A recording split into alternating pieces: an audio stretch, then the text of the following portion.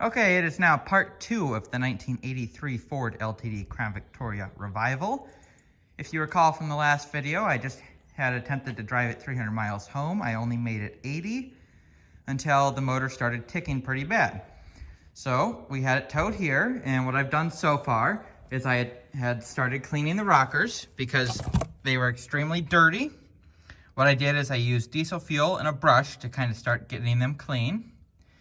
So right now, both valve covers are off. I have cardboard just kind of laying here. And I'm gonna go ahead and fire it up and try to attempt to watch like the oil flow for, I don't know, 10 seconds or so, just so I can kind of see if it's getting pressure or what's going on. Because ideally it should be shooting out all over the place. And I did check the rocker arm tightness on the nut or the bolt. They all were tight, none of them were loose. I don't see any missing or bent push rods that I can tell. So we're gonna go ahead and fire it up and watch what it does. It has been sitting almost, 20 hours from when that last was. Key is on. This is off. Engine light should be on, but it's not because the key's on. That's weird. All right, let's go. Still ticking pretty good.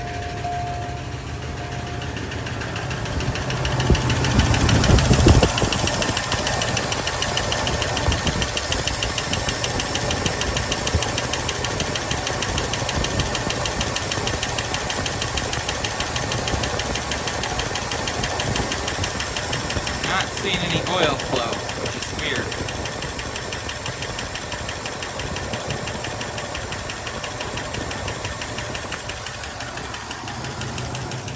Filter might be plugged up for all we know.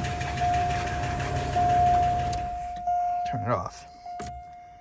All right, next step will be to drop the oil pan, or not drop the pan, but empty the pan, change the filter, and I'm gonna go ahead and fill it up with some oil and some transmission fluid and see what happens. All right, under the car I have this white paint pan so I can see how the oil looks. Like I said, there's 2 drain plugs. There's one in the front of the pan and there's one in the back of the pan. And then I'll take off the oil filter while we're under here. I already loosened this nut. Drain bolt, plug. The front will only drain out about quite a bit.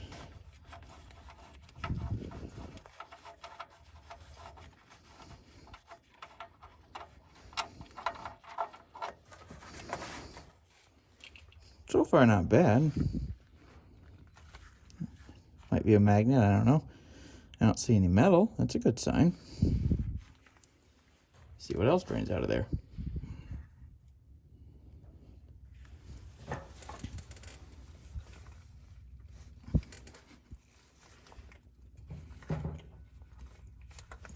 Taking that filter off.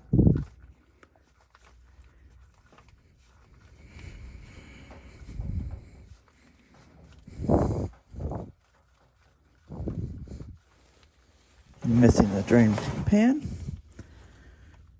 So for the oil that's coming out, doesn't look bad. So that's good.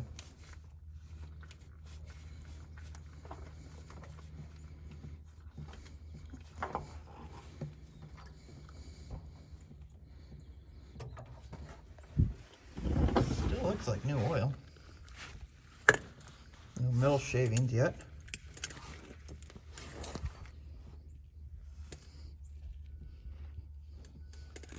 Okay.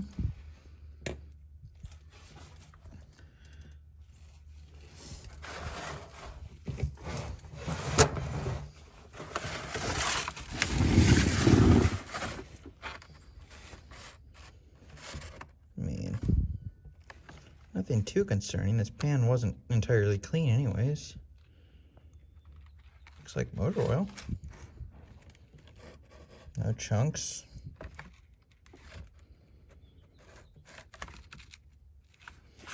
Okay. Okay, just went ahead and cut the filter open. Kind of took forever with a hacksaw blade. I've never cut one of these open before.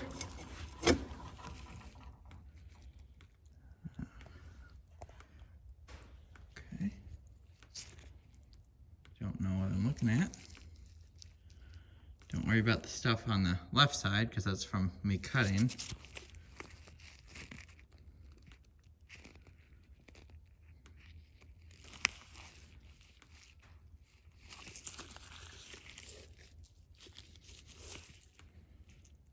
Oh.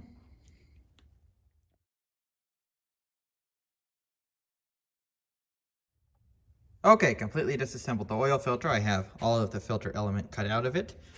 There's probably obviously more crap on the inside, but yeah, this is how it filters. It all filters down into those V's. Don't worry about this one, that's just because I cut it with a hacksaw. But yeah, that's how it filters. So all of the sediment gets stuck into these V's.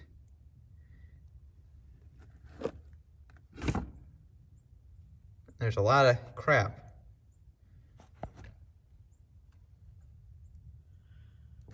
So.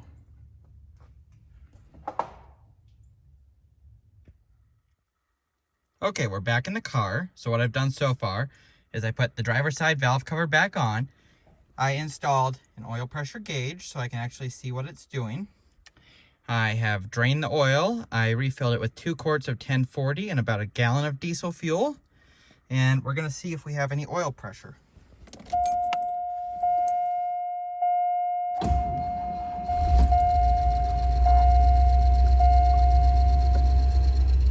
Good, we have oil pressure. All right, good. That's real good, actually. Now the ticking has lessened. Oh.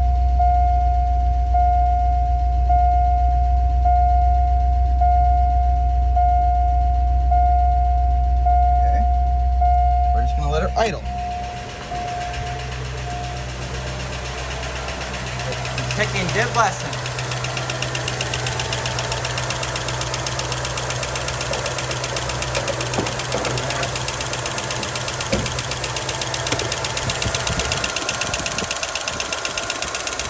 Not really seeing too much oil flow. All right, now we're getting oil flow. Okay. Now we're getting some oil flow. So that's very good. I'm gonna go ahead and shut her down, and I'll probably put on that valve cover.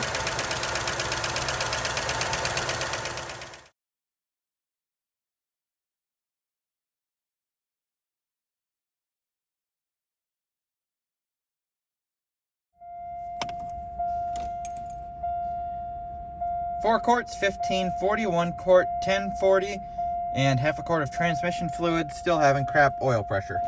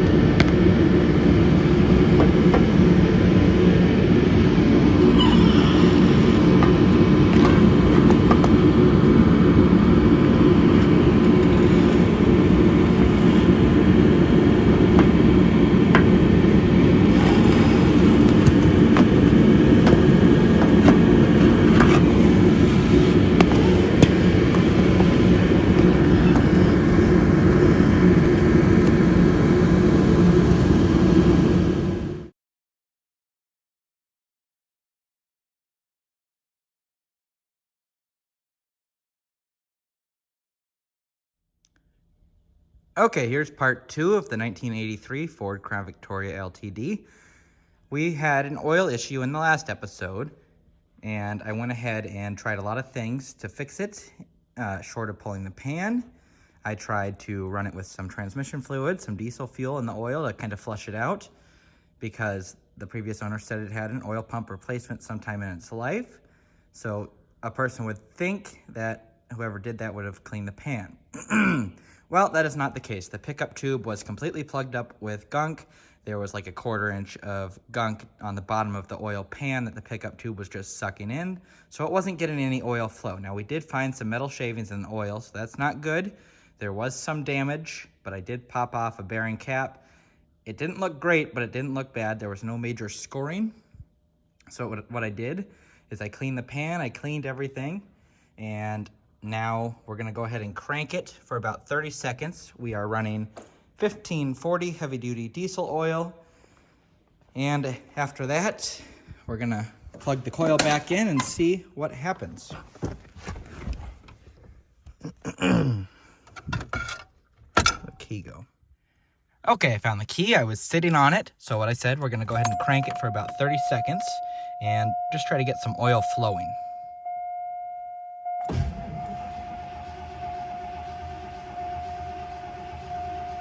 It's cranking evenly, which is good.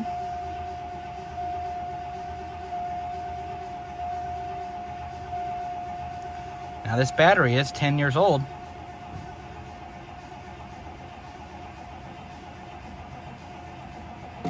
And before we kill the battery, we're gonna go ahead and fire it up.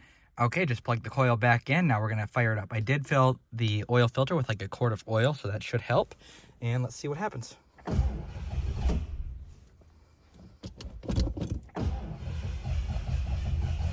That does not sound good.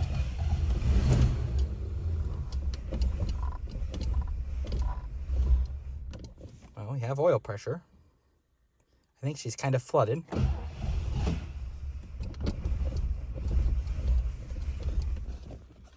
Don't like that.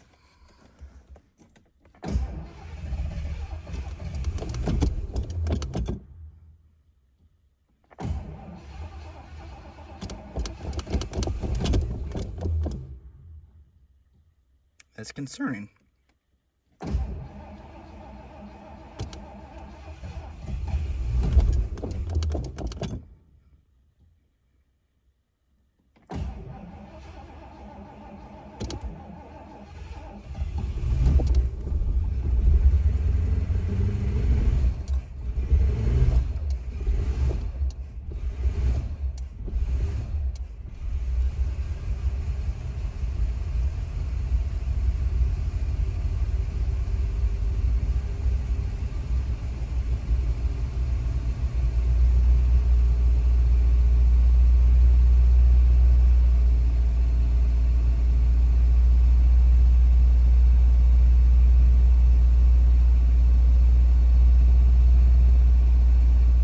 Take 2, it had died shortly after I stopped that video when I let off the throttle.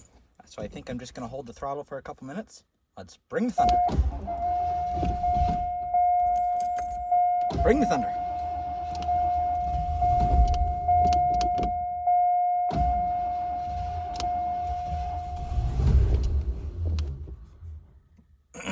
Come on now.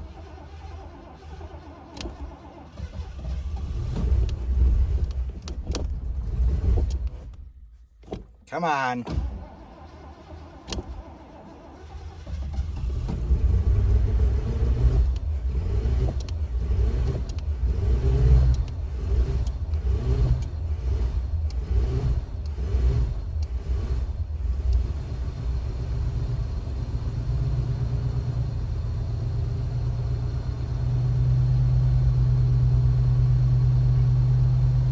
Running a little rough. We do have one little vacuum leak, but I don't think that would do it. We're holding the throttle, I don't know, maybe 10% or something. I had to basically keep it floored to start it. So we're gonna hold this for a couple minutes and I'll get back with you guys on what happens. So far, really good pressure. Before we had nothing. Okay, after about a minute of holding the throttle, I have now let off the throttle and it is idling. I do see a lot of smoke. We're just gonna ignore that and we're gonna focus on this. We have good pressure. Now what I'm gonna do, I'm gonna change the oil filter after about, I don't know, 50, 60 miles, whatever I do today. I'm gonna be attempting to drive it today. And then if that's good, we're gonna run it up to Minnesota, towing that 88 Ford Festiva. Lot of smoke. Lot of smoke back there too. It is about 35 degrees.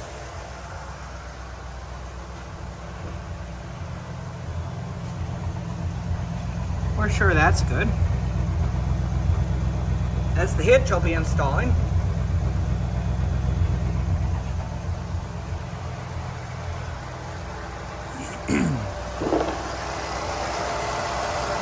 How about that? It's not even ticking. That's pretty good. Just to give you guys a view of the underside, here's the gas tank that they had replaced. Look how brand new this looks. Now why they replaced it, you probably can't see, but this thing is just filled with rust. The gas tank looks brand new from 1983. That's how the whole underside of this car looks.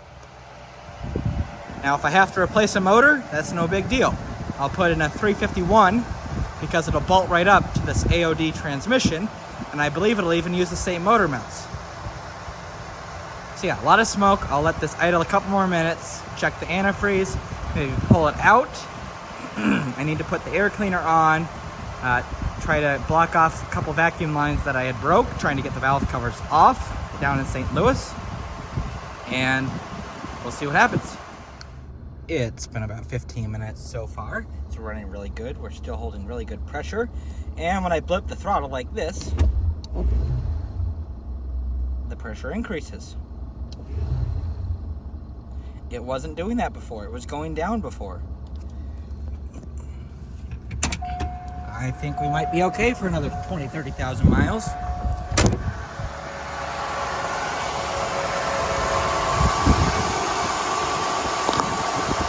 off here in a second. Here is the brand new radiator that I installed. It is aluminum. I got it from O'Reilly's for about $230. I had to modify this mount to make it fit since it was a little bit wider on this side.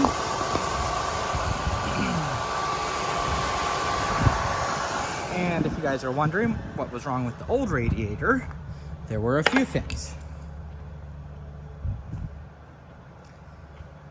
Let's see. So it had previously been leaking. I guess whoever worked on it before thought JB Weld would fix it. It did not. It maybe fixed it for just sitting there idling, but under three-way pressure and heat, it just started leaking. So I have driven this car a total of 80 miles so far. It has been trailered 233 miles. Here is the old radiator versus the brand new aluminum one from O'Reilly's. I had it the very next day, but I did not get it installed until last night because I have been battling this oiling issue. But we might be in the clear.